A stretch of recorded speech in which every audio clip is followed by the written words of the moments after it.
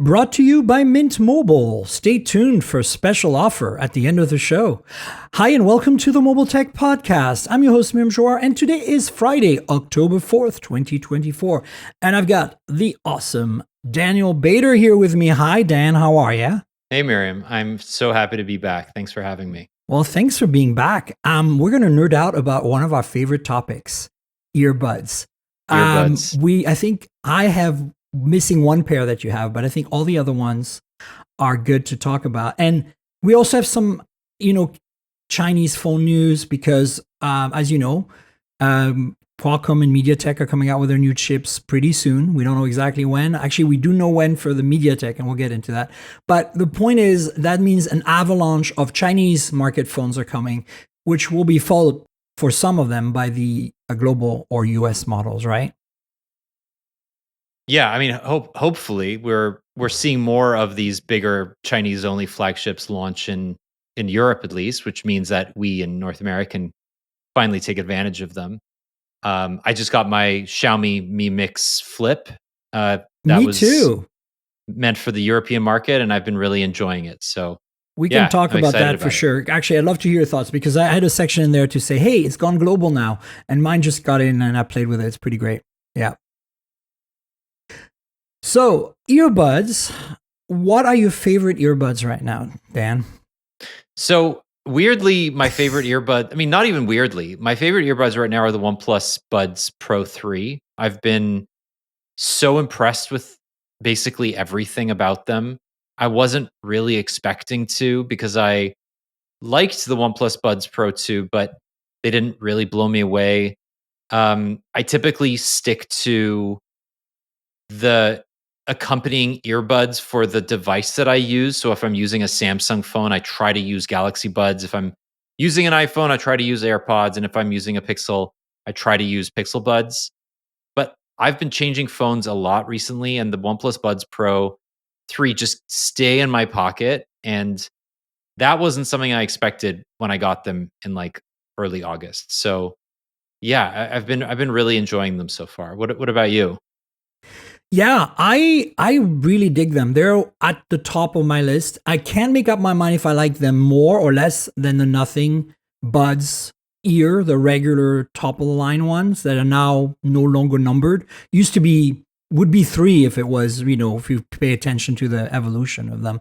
I For me it's possibly a fit difference, which might be why you might not have them as your top. But in terms of sound quality, they're so similar to me, and ANC is not one of my primary uses for them. As long as I have some ANC, I'm happy. I'm not using those on planes. None of the earbuds we're going to talk about, I'm going to use on planes. I have a pair of Sony, WH-1000. I don't know, the number 5 model or 4 or whatever I use. The ones that fold, I think that's the 4. But I think for me, what stands out is, all of these buds we're going to talk about are pretty damn great, and they're not super expensive. And it's really hard to put them in a scale because they're so good. At the same time, I agree with you that the OnePlus Buds Pro 3 are probably up there as my first or second right now. Yeah. Yeah. I mean, it's not shocking to say that Nothing has kind of come out of nowhere to create an ecosystem Yeah, they have. that has blown a lot of people away. I think by being very careful about the products that they create and having a unified design idea around what their products look like and how they work, they can get away with taking some features off, right? Like the ANC isn't best in class, but it's okay. Right. Same with Or battery life, right? yeah, exactly. But they look good, they're comfortable, and they get the important things right. And the same is true of the Nothing Phone 2 and the Yeah, 2A. Like they're 100%. just good products that you don't really have any way to nitpick. Yeah, I'm going to show the OnePlus Buds here for the Patreons. These are the latest. I've got them in this cream color. So if you're watching on video on the Patreon, folks, This is what they look like. And they have wireless charging, but the coil's in the front, which is really weird. So I don't know. I've never seen that before in a device. But hey, whatever works, right? The other ones I want to show you are the ear, because those are the kind of, for me, the toss, right? So these are the ear. I've got them in white. They look exactly like the Ear 2 and the original Ear. So the box has gotten a little smaller, I think, from Ear original to Ear 2, and then Ear 2 to this, it's almost virtually indistinguishable, but they're not interchangeable, which is really interesting. Also, they all have wireless charging. The original Ear to me were like their first product, and I was like, wow, I'm pretty impressed. But there was a lot of issues with software and connectivity and stability and stuff. I feel like you were buying into the brand the first time more than getting the best product possible. And then Ear 2 was really great. And these new ones, I think, are even better. But the secret thing, and this is what I brought it up in the subject and the topics, is my actual favorite of all of the Nothing earbuds are these. So I'm going to be very controversial because, in my opinion, the sound quality difference between the Ear A, I've got the yellow ones here on video for those of you who are watching on Patreon. First of all, the case is really cool. It doesn't have wireless charging, but the yellow is really cool too. But I find that you're getting for $100 a pairs that I can't tell them apart sound quality versus the main Ear, which are $50 more, or maybe less than $50 more, like $30 more. And so I'm like, now you don't get 10-band EQ. So you only get 3-band EQ. And for me, with the 3-band EQ, I was able to tune them right. In fact, I'm not using the 10-band EQ on the Nothing Ear. I'm just using the 3-band EQ because it's virtually the same setting as on the Ear A. So for me, it's like, if I had to, cost was an issue, I think number one would be the Ear A. If cost was not an issue, number one would probably be the OnePlus or the Ear regular. That's kind of where I'm at. It's interesting too. The OnePlus, compared to a lot of the other earbuds on the market right now, are actually cheaper, right? At $180, they're significantly less than the AirPods Pro or the Pixel Buds 2. Yeah. Like they're good value. And it's interesting because this week, Soundcore came out with a new pair of its Pro earbuds.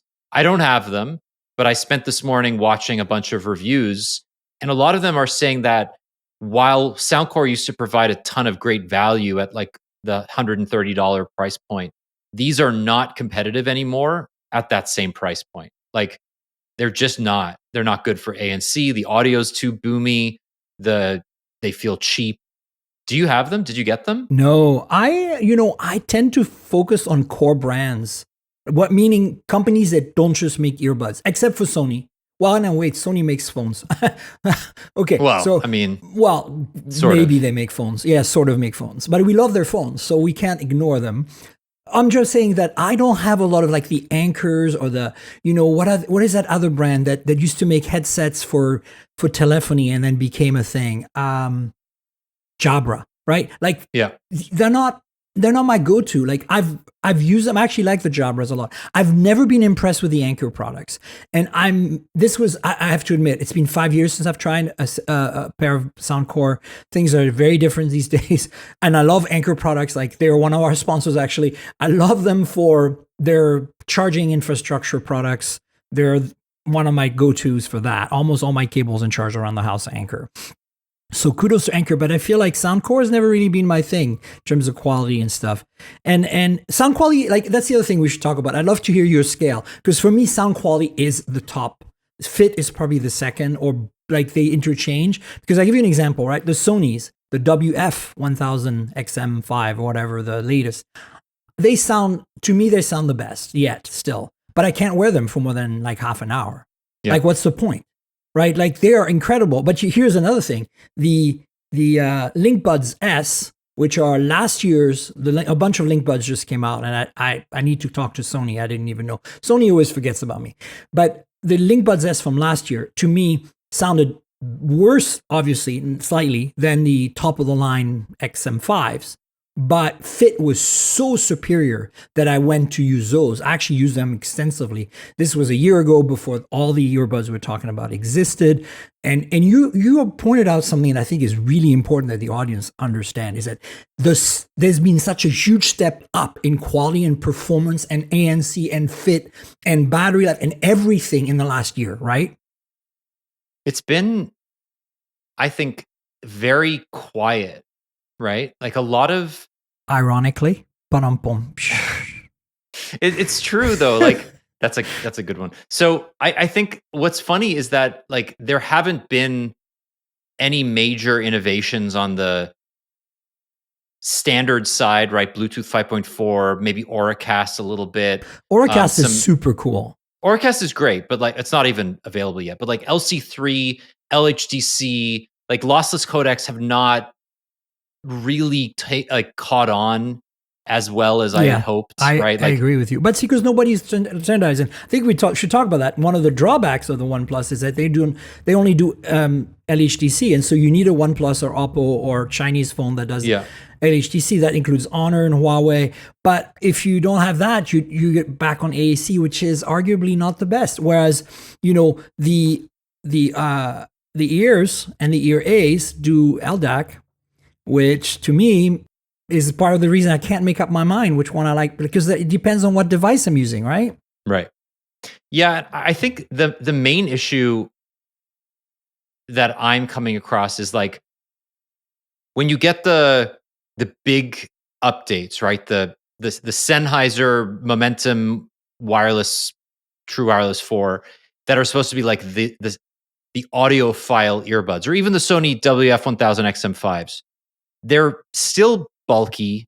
The design is not as I would say like it's not comfort first, right? Correct. And I think what's happened this year is that companies like Samsung and OnePlus and a few others have settled on this stem style design because they Apple generally are comfortable. 100%. But then we're sort of bifurcating the market between audiophile style earbuds that are not designed like that, because you can get a better seal with an egg shape for some ears, and then conversely, you have all these big players, Samsung included, whose products, as good as they may be, just look like AirPod clones. And that undermines the reality that they're actually really great products that have their own benefits over the other design or even the AirPods themselves. I agree, but I think the reality is, you and I are looking at this as audio. I wouldn't say audiophiles. I call myself a reluctant audiophile. It's just kind of like Quinn at Snazzy Labs, right? Like him and I agree on this. We've talked about it. He's been on the show. It's like I am an audio freak, but not an audiophile. I really love sound quality. I've had years of working in the audio industry, but I'm not one of those people snake oil stuff. Like that's also why I think that these designs we're talking about are going to win in the end, because the audiophiles, like, or if you want to call them the Sennheisers and the Audio Technicas and the Bears and the Bang & Olufsens and the Bowen and Wilkins and everybody else who doesn't make phones, who just makes earbuds. Yeah. And Sony is kind of at the edge of that. Because they also make some very consumer-friendly ones, like the LinkBuds S that I mentioned, but then they make these super audiophile ones that are like really amazing sounding but uncomfortable. And they're going to eventually have to turn the page and go to the comfort, because you cannot wear a pair of earbuds if it's not comfortable. Number one, that's probably the most important thing. Even though for me, sound quality is number one, I think fit for most people is number one. And also, the reason the stems exist is because the mics are closer to your mouth, and people make phone calls. People are on video calls. You can't have a pair of earbuds. If you're going to have a pair of earbuds that's dedicated for music, I say get some IMs with passive noise canceling and a cord hooked up into a Bluetooth LDAC receiver, and you're done. You get the best of both worlds. But I don't think people do that. And then I feel like it's a compromise. And I think the buds we're talking about now, the OnePlus, the Galaxy, which we're going to talk about, the Nothings, and Apple, of course, are kind of nailing it, because you do maybe sacrifice that sound a little bit, but not that much. I think that when I listen, particularly to the Galaxy Buds, it's interesting because I can't make up my mind if I like the. Depends on the music I'm listening to. Even though I've tuned the EQ, you and I have shared EQ curves. Yeah. Like we have entire chats where we share EQ curves, guys. We're such nerds. It's awesome. It's my favorite thing. I know that's how Daniel and I keep in touch. It's like, oh, check this out.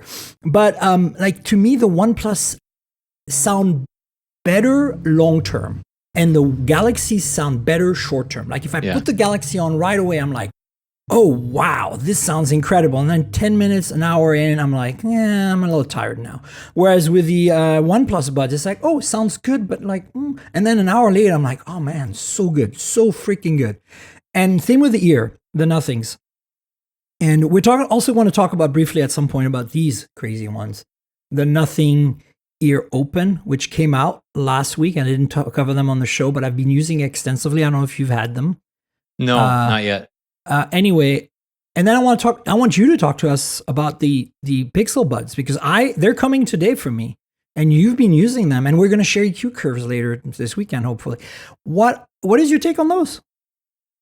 So, yeah, coming from the OnePlus Buds, coming from the Galaxy Buds 3 Pro, coming from I've also been using. I got the Xiaomi Buds 5 a few weeks ago, which are AirPods 4 like, where they're open buds, but they have ANC. And as a result, I went back and I used the Xiaomi Buds 4 Pro and the Huawei FreeBuds 2 Pro. I never got the 3 Pro. And like all of these couple-year-old, ANC earbuds that I used a little bit, I wanted to go back and see like how far have we come. And doing all these side-by-side tests, I realized the Pixel Buds are really not meant for audio files or audio freaks. That's always been my feeling. Yeah. And this is a better version of what they did in 2022 with the Pixel Buds Pro. Like absolutely. They are easy listening, comfortable. The gestures are great. They're small, but the fundamentals are missing. The microphone is not great. ANC is just mediocre. The transparency mode is excellent, so I'll give it that. Battery life is not great, and worst of all, I found that like the way that I use my earbuds, I use a single earbud to listen to audiobooks or podcasts a lot while I'm walking around doing the dishes, blah, blah, blah. And I realized just how helpful having a physical squeeze gesture is on an earbud. When the second my fingertip gets wet, I cannot change anything on the Pixel Buds anymore.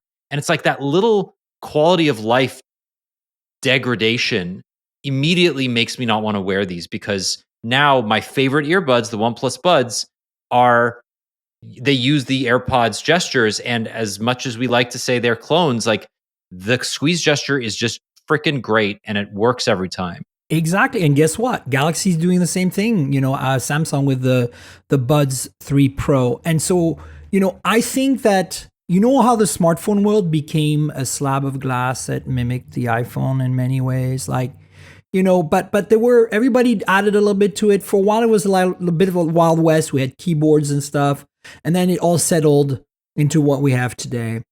And I think this is what's happening with earbuds. They're finally maturing. And I think the stem design with squeeze gesture and touch gesture for volume and stuff is where we're going to land. Everyone will land there, for better or for worse, until something better comes along. I personally, with the Pixel Buds, although I don't have the new ones, with the old ones, I never liked this weird horn thing that they have. I know for some people it works, but for me, it's like, I feel like, honestly, comfort, the ears and the ear A's are number one, OnePlus number two by a long shot. Like they're all clustered together at the 95 plus percentile. Then a little below that are the Galaxy Buds for me, like maybe 90. And then, then it falls off a cliff after that. Apple is up there. Actually, let's talk about Apple. I actually don't have any Apple earbuds. I've listened to them randomly, but not long enough to create an opinion. How are the new, well, not new, they're a year old now, but the pros, like where do you rate the AirPods Pro 2 in this lineup of what we just talked about? They're right at the top. Okay. They're right at the top. ANC is like Sound is really great too. very good. I don't love the sound, but I Okay. don't listen to enough critical like I Music, don't use my right. earbuds for critical music listening very much.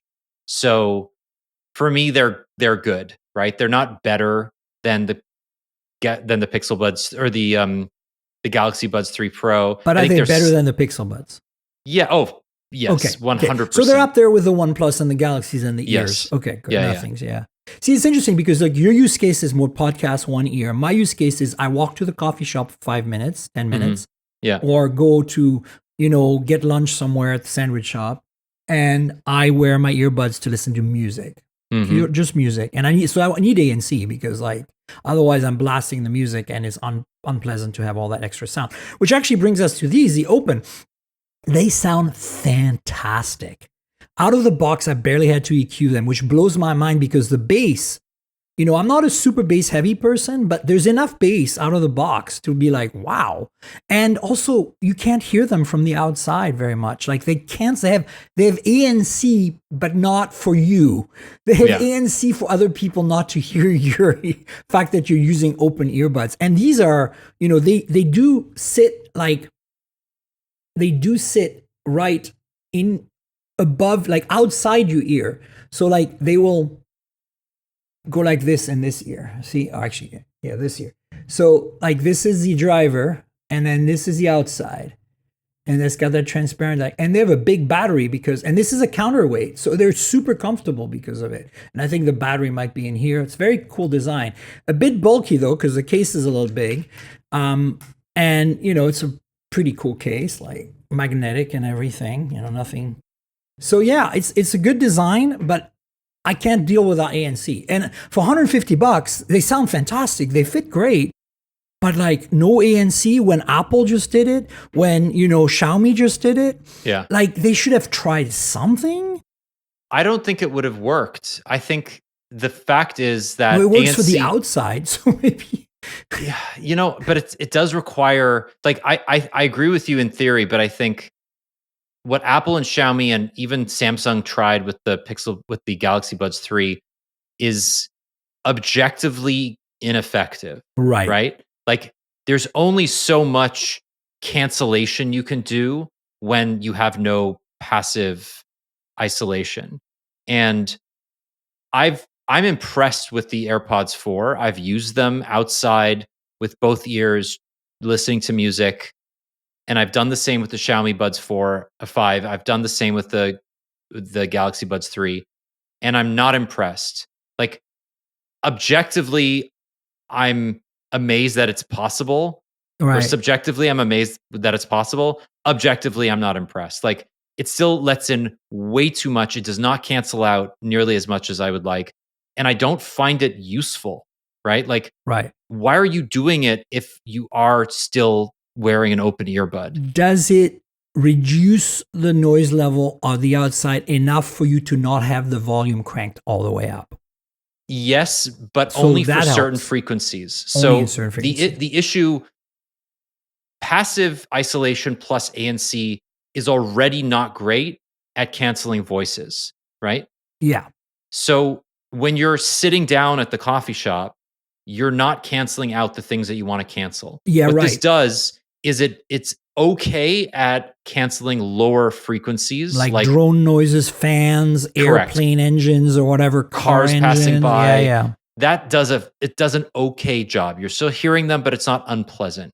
But the second you sit down and you start getting the ambience of a coffee shop or any other area with people talking, it's almost like you're not using anything with ANC. And I guess it depends on your use case, but I doubt it would be that effective in an office. I doubt it would be that effective on a plane. And I'm just wondering, for whom is this worth the extra $50? Well, I'll tell you what. I'm going to go out and buy a pair since I'm in San Francisco for a few days. I'm going to Detroit for a week for a car thing, and I might as well try them out on the plane, and then I'll return them because I know I'm not going to keep them. Apple's return policy for the win.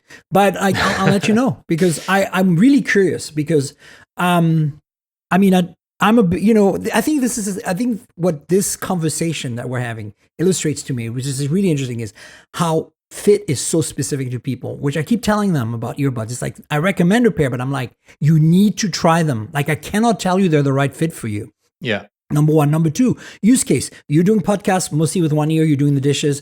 I do the dishes a lot too, actually, with my earbuds, but it's both of them with music. And for me, it's a music thing. And then, I think also our priorities. Like to me, fit and sound quality are up there, probably equal. And then battery life, I could care less because I'm using them 10 minutes at a time. Like, yeah. And then ANC, as long as it's got some ANC, that when I'm walking down the street, I feel like I can listen to my music mostly and the rest of the world fades away mostly, I'm good. Like I don't need it to be like, if I want ANC, I'm going to pull out my Sonys, my WHs, right? Like I've got as I said, the XM5s, but I use those in Vancouver at my desk mostly. And I've got the XM4s, which I use on flights because they fold and they still sound great. So that's kind of like the brute force ANC approach. That's going to work every time for me, right? So look at your use case, folks, if you're shopping. And I want to show everyone the Galaxies because I have them here. These are Galaxy Buds 3 Pros. I really, really like what Samsung's done with these. I think these are my favorite Samsung Buds yet.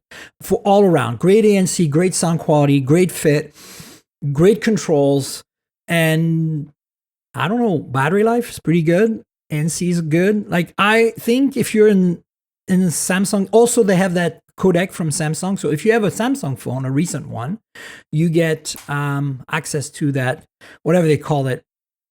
They have a name for it. It's like SDC. Samsung something codec. Yes. SLC. Yeah, it's something like that. Anyway, and immediately I hear the difference. Like a lot of people like, you can't hear the codec. I'm like, I can't hear the codecs. Trust me, I can hear the codecs.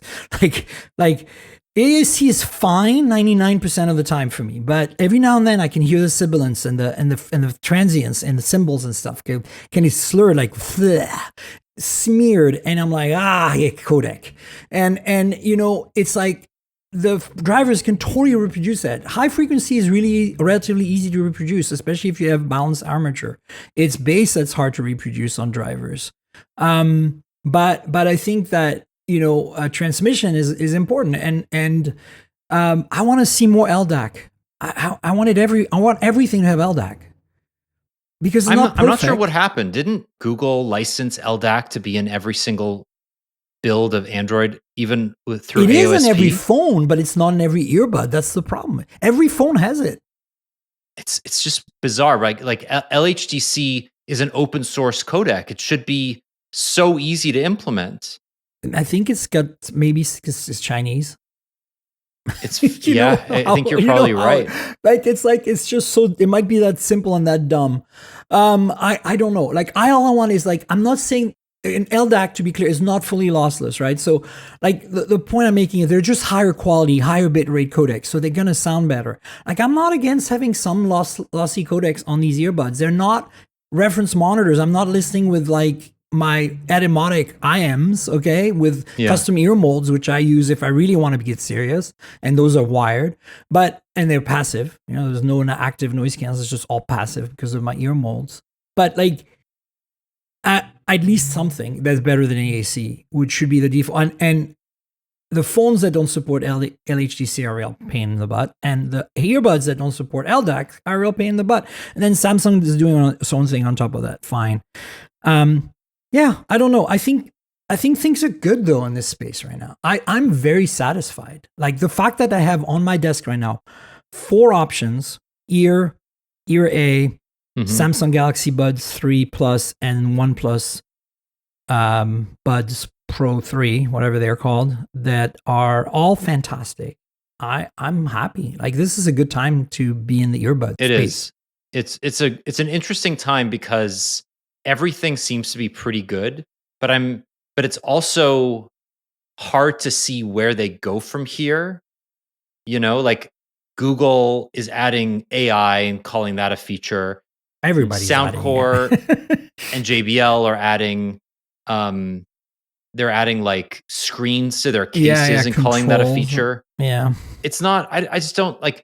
I agree with you, but then we're also reaching the edges of what's possible over Bluetooth, right?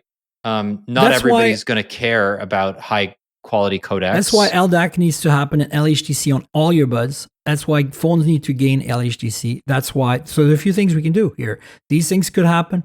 Better drivers, better sound quality yet. Better noise canceling still could happen. But I think in terms of form factor and controls, I think we've found the solution. And the other thing is voice call quality.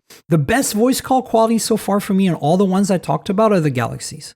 Yeah, They're incredible. yeah, they Like are. The everybody mics I are call with these are insanely like, good on those. whoa. And I'm not saying the OnePlus are bad or the Nothings are bad, but they're not in the same league as the Galaxy. Are the AirPods Pros amazing at phone calls? Yeah, yeah, Okay. they are. They're like the thing that Apple does really well is tune its microphones. So its transparency mode is still best in class, and its sound quality, the audio quality, it's good. I would say the Galaxy Buds 3 Pro are the best sounding microphones I've heard of I any agree. earbuds ever. 100%. Yeah. AirPods 2 Pro are good, or Pro 2 are very good. The AirPods 4 are slightly worse, but still very good. And then everything else is right below it. Yeah. I'm curious to hear your thoughts on the Pixel Buds 2 Pro, because I think the microphone in that is actually a regression over the original. And I wonder if it's because the buds are smaller and therefore the microphones are a little bit further from your mouth, or whether they're just poorly tuned.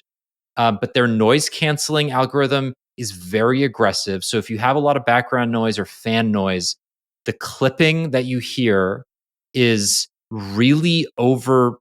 It's just like, Are it they sounds dynamic super ANC or robotic. can you set it to a certain level of ANC? You can, it is dynamic, I think. I Because I believe it's find that dynamic. oftentimes I just set the ANC to a fixed level, especially if I'm in the same environment. Like if I'm walking down the street, dynamic works much better. But if I'm like just doing the dishes, I'm probably set them to high or medium or something because I find that it affects the sound quality slightly less. But will that won't impact microphone Oh pickup? no, I'm talking about listening to music. Yeah, Yeah, you're right. In calls, I don't know. It's hard to tell. yeah, I can't. I've always have to ask the other person, and it's subjective to what their experience is. Some people are able to hear you very well with crappy mics, and some people that like have a really hard time hearing you when you're on a Bluetooth headset, no matter what yeah. it is. And so it's like I don't want to judge it too much.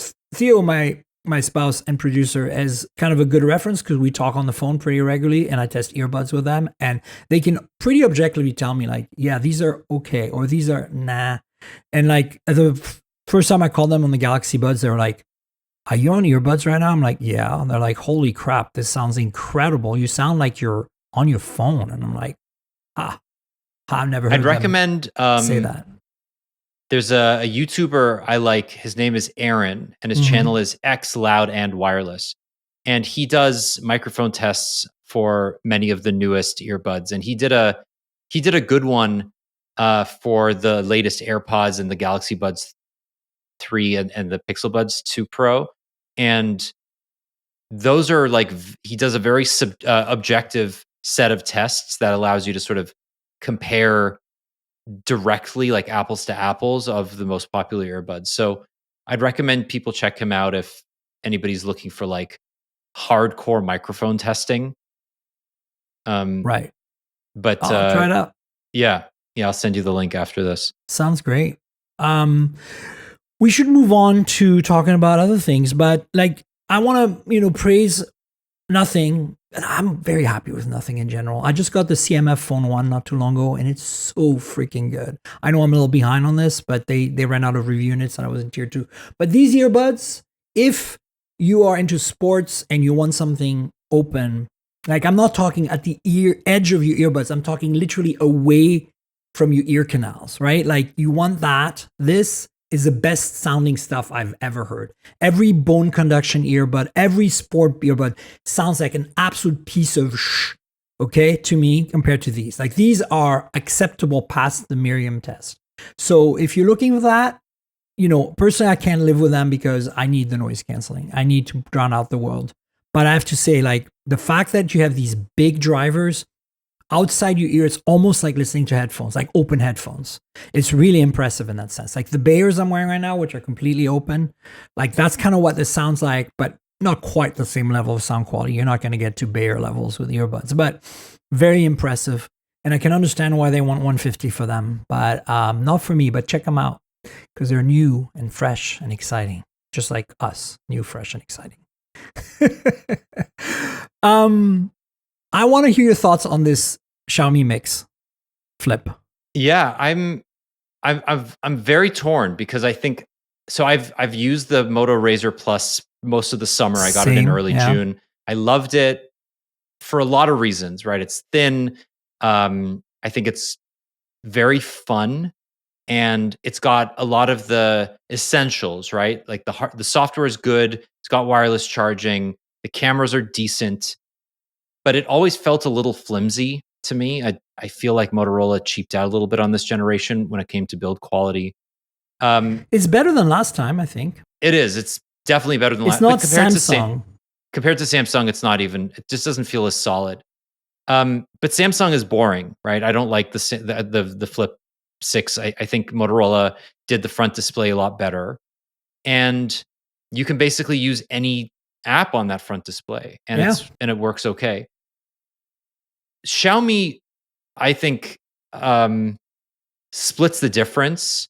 The build quality is impeccable. It's a beautiful piece of hardware. The haptics, the specs, like this is an 8 Gen 3, 12 gigs of RAM. The cameras are really good. The front display is limited in ways that I really don't understand, like the whitelisted apps. Yeah, it's such a minimal set of apps. It's kind of ridiculous. It's weird, right? Like you can't even use Gmail on it. And I'm like, why can I use Uber but not Gmail? It makes no sense. And then there's no Instagram. Wireless charging. Yeah, well, that's a very Chinese thing. I mean, you have to understand, wireless charging on Chinese phones, especially BBK Group, basically didn't really happen until the OnePlus 8 Pro and a few Oppo phones before that. And now they've embraced it, but mostly only for flagships. And then they're folding phones. Their approach is like, and I can see their point. Like they have a valid point to some extent. You know me, I'm like, if there are two things I keep repeating like a mantra in my life as a podcaster on the show, it's OIS, optical image stabilization, and wireless charging are 100% requirements for every phone I have. But that being said, flip phones and even folding book style phones are kind of a pain in the butt to use with wireless charging because oftentimes the coil is not in a convenient place and they don't fit properly and charge properly on a vertical stance. Yeah. And on flat surfaces, you kind of have to find the right spot. If you're in a car like that has one of those slightly angled ones, you're going to lose the spot as well. MagSafe will solve all this. And I cannot believe that MagSafe 2 has been out for a year almost now, and we still don't have anything beyond the HMD phone that came out, and it's supposedly coming to the Oppo Find X8 series. So let's see if we see more phones this year. But I understand your pain, but their perspective is it's a bad experience. Let's give them more battery life by making a thicker battery. And I think that's pretty cool. Yeah, I suppose so. Fast charging, right? 60 something, 80 something, 100 watt on these, It's mainly just bedside charging for me. Like I don't have a cable. I have a stand that has a phone spot, a watch spot, and a earbud spot. And I love it and it's working. And this is the only phone that I have that doesn't support wireless charging that I actually want to use as a daily driver. That also said, like I have 2 kids. One of them is a toddler. The idea of using a foldable without water resistance at all is terrifying to me. So that is another reason why I'm not putting my SIM in this. I'm just showing the Patreons, the phone. But everybody, like everything else about this phone rules. Like I like HyperOS. I think it's come a long way since the MIUI days. Oh, it's so much better. And it's just a joy to use. Solid. Yeah. My take on this phone is, by the way, I've been showing it to you in a case, in case for those of you watching on video. So I didn't remove it. It's a little thicker because of the case here, but it's actually a pretty svelte, pretty nicely made phone. The Leica camera tuning is fantastic. OIS on the main camera is great. Doesn't have OIS on the telephoto, which is a 2.6x or something, 2.5x. Here's the thing, that I think that's been a mistake for both Xiaomi and for Moto on the Plus, the Razr 2024 Plus, is the lack of an ultra wide. To me, the ultra wide is more important. When you have a 50 megapixel sensor like that, you can probably zoom into 4x, probably very acceptably. And yes, a teller would be great, like the Oppo last year, the Find N3 Flip, which I have, which has a really decent telephoto on it. That's ideal, but if you're not going to have one, why no ultra wide? I don't get it. And, I agree. And that the lack of wireless charging is a negative. And as much as I like HyperOS now, and the last versions of MIUI, I am really annoyed with the fact that it behaves like an iPhone, right? Like you have to swipe from the top left for your notification, top right for the control center. Like I'm not an iPhone user, so I'm not used to that. I'm used to swipe anywhere from the top and you get both. And I know there's rumors of Google changing that, and I'm going to be really pissed if they do. Because to me, the whole beauty of it is that I don't have to think where my finger is. Right now, on a lot of these phones, including the iPhone, it's really hard to tell. Like if you're in the middle area, it's gonna random luck of the draw what you're gonna get. And life is full of, like, as you said, your fingers are wet and you're trying to, like, you're not gonna hit the left or the right side necessarily every time. And I just think it's a usability, like worsening. Like I don't understand. I actually don't understand why Apple did it the way they did. The way they had it on the home screen phones made way more sense. Notification from the top, control center from the bottom, and then of course with the gestures they had to change the control center from the bottom. But like I don't know, can we come up with something else? Combine the two. Hey, that's how Google did it. Yeah, I agree. Rant over. It's funny. I've been using the Pixel 9 Pro Fold over the last month or so. Oh, me too. I love it. And one of the things I like about Pixel phones is that they have a one-handed mode that you can change the default gesture when you swipe down from the gesture area to bring down the notification shade. Yeah. And you can't do that on the Pro Fold because there's no one-handed mode, because Google doesn't expect you to use the foldable part in one hand. And I'm like, whatever, it is what it is. But as a result, I went down this rabbit hole of like finding a way to mimic the same behavior. What I ended up with was the quick tap gesture that you can double tap on the back that allows you to bring down the notification shade. And because of that, and I've gotten so used to it, I actually use that on the Mi Mix the Mix Flip as the same thing. Like I agree with you. Having to find the right spot on the notification shade to bring it down is annoying. But I know that if I just double tap on the back of the phone, it'll bring down the right notification shade. And I'm happy. But it's weird that it needs to be so obscure to get to that point. And yeah, I don't know. I'm not particularly happy with it. Yeah, I mean, Android is evolving, but I'm not sure following the iPhone's lead is the right thing. Honor is doing the same thing. The Magic V3 folding phone is incredible. I have one, and like hardware is just wow. And the software, some things are really impressive, like the ability to tap on an image, hold it, drag it to the edge of the screen, and then you get the choice of apps you want to drop it into, and you can drop it, and then it opens like the app and drops the content in there. It's really super cool. Yeah. But like that's about the only thing that's super cool about Honor software, because they also do the iPhone thing, right? And you can't turn it off. In the early days of MIUI doing the iPhone thing with the swipe from the top, left or right, you could turn it off. Now you can't. And but look, it's a great folding phone. I think it's nice to have options. And for those of you in a market that supports selling this and actually warranty it and repair it and whatever else you need, this is a great phone. I've really enjoyed using it a lot. So yeah, cameras are the Leica stuff is really great. And the fact that you can edit the Leica vibe after the fact and stuff is really cool too. Yeah, I love using these as a camcorder, like holding it up at 90 degrees. Yeah. Brings me back.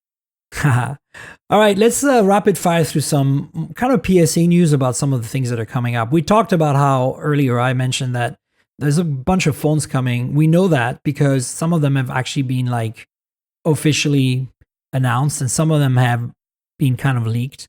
So on the Xiaomi front, the Xiaomi 15 should be coming on the 20th of October. This is a rumor. this point. And then the Honor Magic 7 on October 30th. And that's incredible because if you think about it, Daniel, we have these phones, like the Magic series would come out normally in the new year, like after MWC or at MWC. Like the schedule is just getting shifted because the chip manufacturers are just launching so early. You know, like I wouldn't be surprised if we get a flagship like MediaTek or Qualcomm phone with the new chips in the US market before the holidays this year, which is the first time.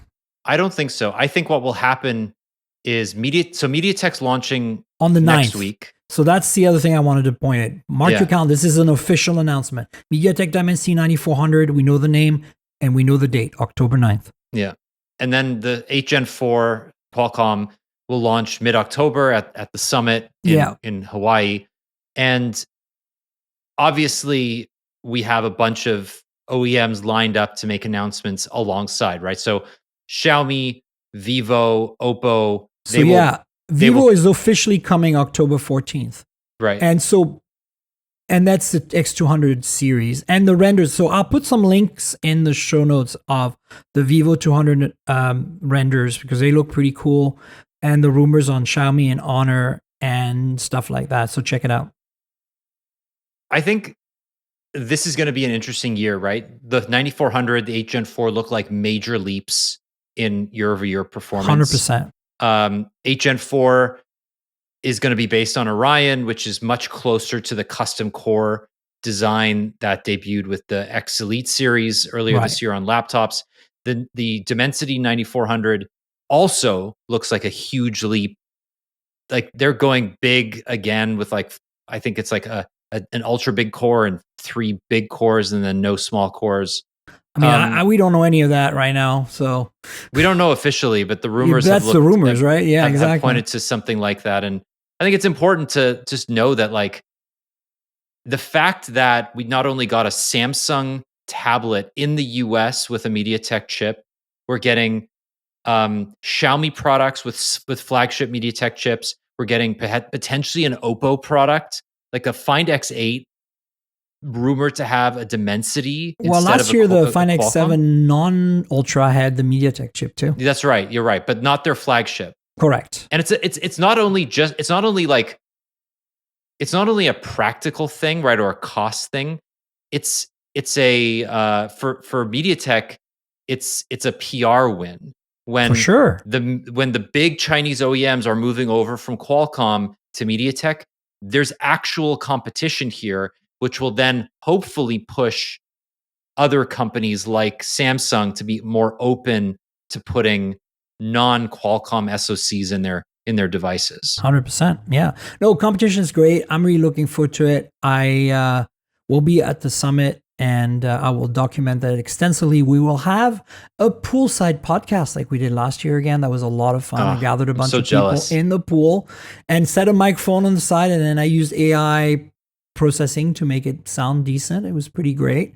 So the other thing that came out is that the Oppo Find X8 Pro will have some sort of image reflection removal.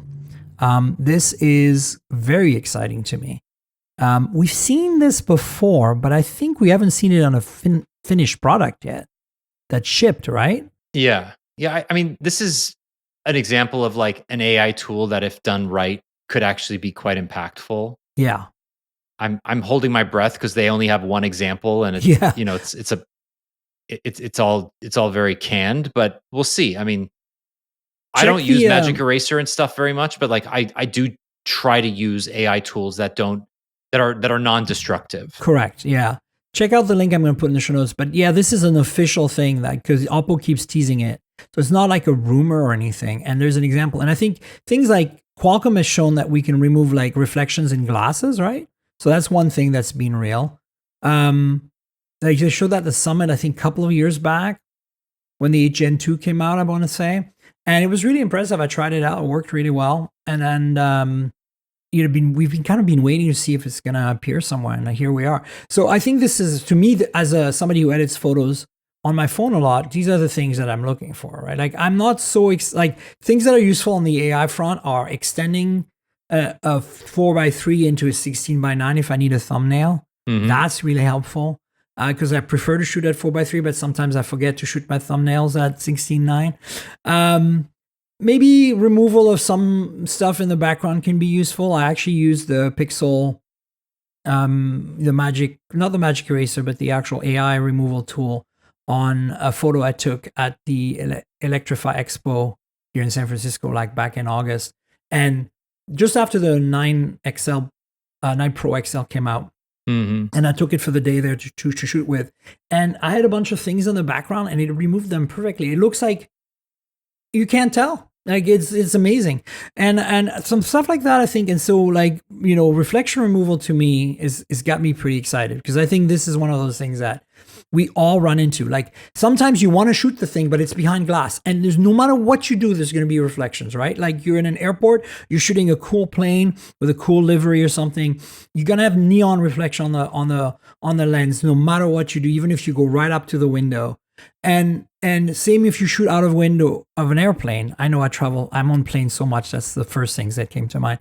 But also, reflection in people's glasses. Like I purposely don't like anti-glare on my glasses when I buy the lenses because the coating tends to flake off eventually, and then it's Yeah. worse than not having it. But if people take photos of me, it's really obvious that there's a lot of reflection. So stuff like that I think could be really great, and I'm looking forward to seeing useful AI stuff. Like there's so much, like there's some really useful AI stuff, summaries, generating kind of headlines for SEO, playing with that based on a summary of an article you wrote. Politifying emails, like I have this rule that I try to wait 10 minutes before I respond to an email when I'm agitated about something. So I'm not a complete jerk, but I still think I come across a little hot. So maybe having that make it nicer button is a nice thing. But there's a few things like that to me that are useful, but there's a lot of it that I'm just like, who cares, right? Like, Or just like walk away, touch grass, come back to it yeah, an I hour know, later. exactly. An hour would be better for sure. But yeah, I think AI, there's some AI stuff, and most of it for me has been in photography and video. Mhm. I think there's so much there that still is happening. So I'm really excited about these features. And then you mentioned the Vivo X200 series. I never got the X100 of any kind. I played with it briefly at CES. Brad had one. He works for MediaTek, and it's a MediaTek phone. So I played with it. The cameras are incredible on that phone, and I had the previous Vivo X series up to the 80, I think I got them, and I'm kind of bummed that I haven't been able. They're sending me the cheaper ones, the V series, but they're not sending me the X for whatever reason. Maybe because they're not available globally. I'm not sure. Yeah, but I suspect that's true. yeah, but the bottom line is it's coming on October 14th, so this is a major phone. Keep your ears out for that. And then, of course, the Xiaomi 15 series and the Magic 7, also pretty important. And we should know about the Dimensity and confirming these core counts like that you mentioned next week. So with my guest next week, we'll be diving into the MediaTek Dimensity 9400 a little bit. And then, if you are in a market that sells the Mix Flip, as we talked about, it's pretty great. Have you seen those Google Pixel 9a leaks? How do you feel about that? Because now, not only do we have kind of confirmed the design, which is a little weird because it's missing the visor, but it also is going to be coming earlier, like probably before I/O, like March. Yeah. What are your thoughts on that? I think it's the right move. I think launching the A series in May, it's like it went from May to August to May again. It's a bit of It's very a Google. yeah, it's a bit of a no man's land. I think you either launch a phone when there's momentum, or you launch it, or like you launch it at the beginning of the year or the end of the year. I think launching it at the same time as a developer conference is weird. Yeah. Um, and this makes sense, right? The Tensor G4 was ready. So far, it looks like it's a much more efficient SoC that is enabling more things on the flagships. Costs should go down by the time they get into production. Android 15 will be well into its life cycle by then, so it'll feel like a much more mature product. And generally, they just want to get rid of that Pixel 6 through 8 design language and replace it with the new kind of more mature Pixel 9 series design language. So launching it in March makes a lot of sense. I'm just curious about price, right? Yeah. Um, Can they keep the price reasonable? Because that phone is so good. Like if I had to have in the US or North America, Canada too, if I had to have a phone that was supported fully by my carrier, by warranty and stuff, and I couldn't afford anything else, absolutely I would have a Pixel 8a right now. yeah. Absolutely, no doubt about it. Amazing phone. And the 9A is just going to be as good. But the question is, the price keeps creeping up. And also, I think losing the visor, it's such a defining feature. You see a phone with the visor from, half a room away, like in a restaurant or something, and you immediately know, oh, Pixel user, right on. And this looks more like nothing phone, or what's the other one that went out of business? The titanium framed one that Essential. Essential. Yeah. Yeah. It reminds me of Essential / nothing. Yeah. So I'm not sure why they lost the visor. Even if they had just an aluminum plate, like I know the camera pod is very, very shallow, which is fine, but like maybe just an aluminum plate around that just to kind of mark it, Yeah. Maybe with a case makers could come in to rescue that. Would be cool. Honestly, yeah, most people are going to buy a case. I don't think this is a particularly No. noteworthy design, but who knows? I mean, the renders of early like leaks of renders don't really tell the whole story most of the True. time. So, Although with Google, they're generally accurate. This is why I put some weight behind that, because, I don't think it's inaccurate. It's just like it's hard to tell what it's going to feel like and look like in your hand. yeah, And this one, yeah, I agree. The visor would be nice, but I also prefer flat phones. So right. if they're able to thicken the phone, add a bigger battery, and keep the camera housing flush with the rest of the casing, like do it. I think that's the right move. Yeah, my suggestion was that they would imply the visor cosmetically. Like it wouldn't necessarily be thick. You know what I'm saying? Yeah, right, Yeah. right. I see what Just you're to saying. kind of for the branding, right? Yeah. Yeah, so look, this is what this is going on. We love the A series from Pixel from Google. So another surprise phone that like did you actually get PR from Moto on this? Like North American, because I did not at all. This came out of nowhere for me. The Moto ThinkPhone 25, which is a Lenovo partnership with Moto. They made a ThinkPhone for CES 2023. I love that phone. I still have one floating around somewhere. And this is kind of a detuned, cheaper version of that. Did you get PR on that at all? Yeah. Yeah. I mean, the ThinkPhone. Global PR, right? Like, because I did not get anything from US PR. No. I mean, this is not a US device, or from Lenovo, which was weird. It's not. It's again like it's not a Lenovo product. I think like if Lenovo didn't own Motorola, it would just be a licensing deal. Yeah, right. Yeah. So it's got that aramid fiber back, which is great. It's got the ThinkPhone branding, which is cute. Unfortunately, the eye dot, the red dot on the eye should be an LED in my opinion, like a notification or something. I said that on the original one. So it's got all the mil-spec ratings and the IP68. That's basically all the stuff they had on the previous one. But it's detuned a bit because it has a smaller display and a lesser chip. So the lesser chip. It's a Dimensity 7300. Pretty solid chip. That's what's in the Razer Minus. That's what's in the CMF Phone 1. And it does have a 50 megapixel main shooter with a YS. And it gains a telephoto 3x, which the previous phone did not have. It had like a stupid 2 megapixel sticker camera as its third camera. Battery's a little small at 4310. But it does have wireless charging and 68 watt wire charge. That's the same as before. But it's interesting to see that it's not coming to the US. Why do you think that is? You think Enterprise doesn't care here? They all buy iPhones or something? Yes, I do. I think market share here is just a different story, and there's no interest in this phone. Like maybe 5, 7, 8 years ago when Android manufacturers could market their products as like more secure, right? Like when BlackBerry had disappeared and there was actually a market for it. Mm-hmm. But I don't think that's true anymore. I think most companies will buy a fleet of iPhones or a fleet of Galaxies, and that's or a fleet of Pixels, even if they're crazy enough. I don't know about that. We'll see. My friend famously told me the story. works for an elevator repair company, Uh-huh. and they bought all of them Pixel 6s. And as you Uh-huh. are aware, the Pixel 6's modem was so bad that getting service on that thing was really tough. Right. Doing it in an elevator shaft, particularly difficult. So they bought like 100 of them and had to return all of them Oh man. and got everybody an iPhone instead. And that just wiped out any chance of them going back to buying a Pixel for Ouch. enterprise. Ouch. Yeah.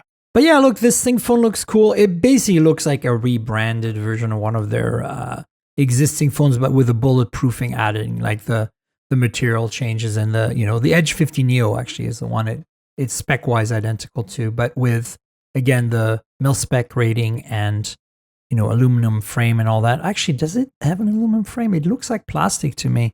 That's one of the nice things about the original. It was all aluminum, and the back was this really cool carbon fiber thing that's aramid fiber, essentially fiberglass.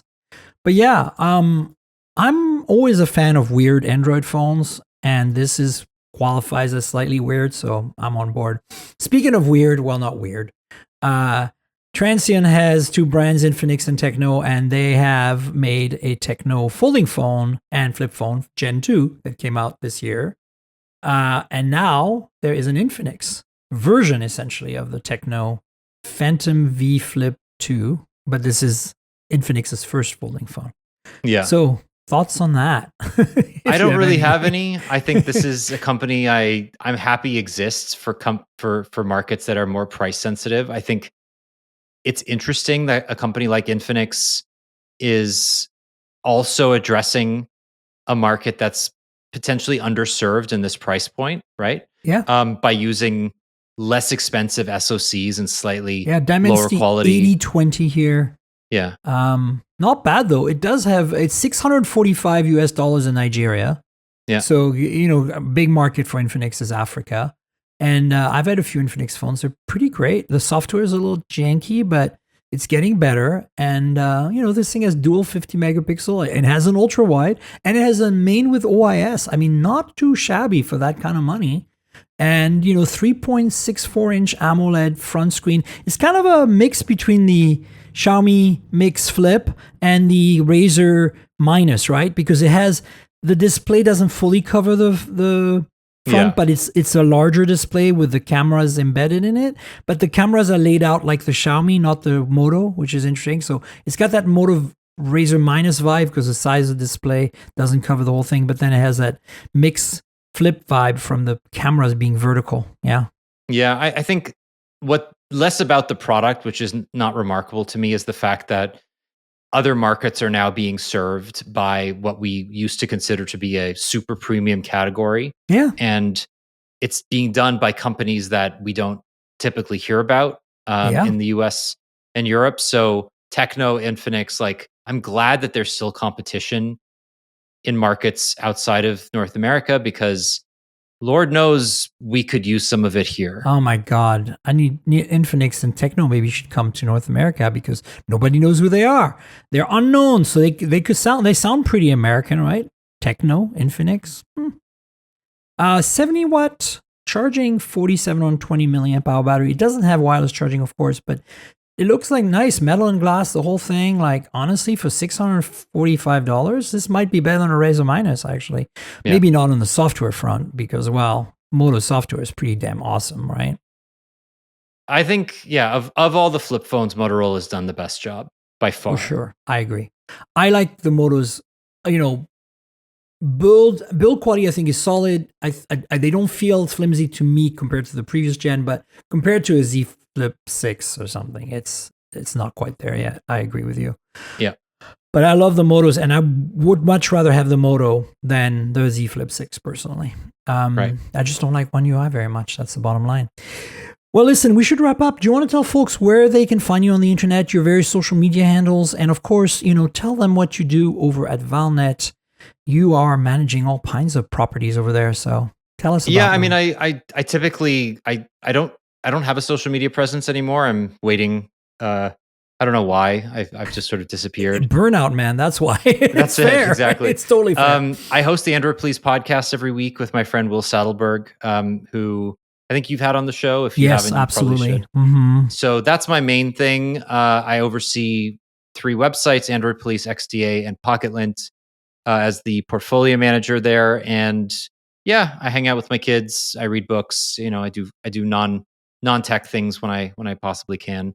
I make good coffee. It's the little And things in life. and there's earbuds and aquariums in your life. So it's not an aquarium, actually. Terrarium? It's all just grow lights for plants. Oh, for plants. Yeah. Nice. It's hard to tell right now. Yeah, it is. It's a bit blurry. Definitely look like you might have some fishies in there. I kind of want an aquarium now that Well, you there you mentioned go. it. That's your next hobby. That's my next one. I don't know if I can afford it, but thanks for the tip. All right, folks, you know where to find me on the internet. I'm at Tankgirl, TNKGRL, on all the socials. That's Twitter, Threads, Blue Sky, Mastodon, Insta. And so find me there and follow me and discuss this show with me and let me know what your thoughts are on these various things. Tell me about your favorite earbuds. I'd love to hear that.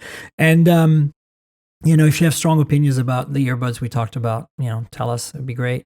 The podcast lives at mobiletechpodcast.com. We're on all the major platforms. You can subscribe. Hopefully tell your friends. And if you're first time here, please subscribe. If your app lets you rate or review the show, please consider doing that. There's a YouTube channel, youtube.com/mobiletechpodcast, with some videos, unboxings, hands-on, stuff like that. I most recently was in New York for the Samsung unveiling of the new tablets with the MediaTek Dimensity 9300 Plus and the Galaxy S24 Fan Edition. So check that out. There's a video there for that. Also, if you are on YouTube, you know how it works. Like, subscribe, tell your friends, click the bell, comment. You can comment about this podcast on a non-related video. It's totally fine. And then if you want to support and help me, I've mentioned it a few times, there is a video version of this podcast you can get in advance, a day or so before the audio version. And that is $5 a month. It gives you every episode I make weekly. And you can watch it with my guest and you get, like appearances of phones and earbuds and stuff. And it's a little more personal. You can get to see his facial expressions, all that good stuff. So consider helping me out. It does help. I've got a few folks that are being very supportive. I want to thank them all. And if you can't do Patreon for some reason, there is a PayPal link you can click through in the show notes and do a one-time donation, perhaps. That would be great. And also want to thank our sponsor, Mint Mobile. So as you know, I'm constantly reviewing multiple phones, and while that's fun, it also means I'm constantly spending a lot of money for wireless service on multiple SIMs. That's where Mint Mobile comes in, and that's who I'm partnering with for today's podcast. If you also want to save money on your wireless service, switch to Mint Mobile. As tech-savvy early adopters, you've probably heard of Mint Mobile before, but let me quickly tell you how awesome their service is. Mint Mobile offers premium wireless for as low as $15 a month, and you don't have to sacrifice any coverage, speed, or data. They're built on the nation's largest 5G network. They keep costs low because they sell direct to you online. They cut out the retail stores and salespeople. Why should you pay more than you have to for access to the same network? In my experience testing phones, Mint Mobile delivers the same data speeds and call quality as the big three for a fraction of the cost. Switching to Mint is super easy. Thanks to their eSIMs, you can sign up and activate immediately right on your phone from the comfort of your home. No more standing around and waiting in line at a big wireless store. You can keep your current device and phone number and easily switch services. And if your phone isn't eSIM compatible, Mint will ship you a new SIM free of charge. All Mint Mobile plans include unlimited nationwide talk and text, lightning fast 5G, and free mobile hotspot. Mint will show you how much data you use each month and recommend plans that save you money. Mint also offers a modern family plan that lets you set up a super affordable family plan with as little as 2 lines. Use my link mintmobile.com/mobiletech to get premium wireless starting for $15 a month. That's mintmobile.com/mobiletech. Stop paying more than you need on your wireless bill and start saving big with Mint Mobile. And thanks, Dan, for being my guest yet again. Really appreciate you coming on the show and nerding out with me about earbuds. That was fun. Yeah, anytime. Thanks a lot, Miriam. Fantastic. We'll have Dan on the show at some point again in the future, folks, and we'll have a show next week for sure. Until then, cheers, everybody. Bye.